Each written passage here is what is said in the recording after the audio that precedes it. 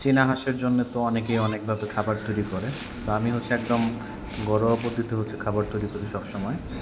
এদের জন্য হচ্ছে নিছি চিড়ার কুড়া। তারপর হচ্ছে এখানে পরিমাণ যদি হচ্ছে বলি প্রায় ৩০ টার জন্য ২ কেজি প্লাস আছে চিড়ার কুড়া। এর সাথে হচ্ছে মিক্স করি আমি সবসময় হচ্ছে চাউল থেকে হচ্ছে অনেক সময় হচ্ছে ভাত রান্না করি। সেই ভাতগুলা হচ্ছে এখানে মিক্স করি। ম্যাক্সিমাম টাইম হচ্ছে ভাত রান্না করেই দেওয়া হয়। ২ কেজির সাথে হচ্ছে প্রায়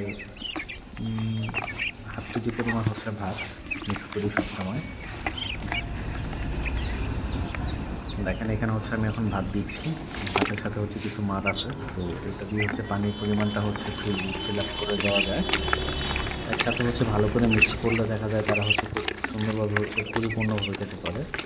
এতে হচ্ছে খুবই সিম্পল হচ্ছে একটা খরচ হয়, খুব বেশি খরচ হয় না।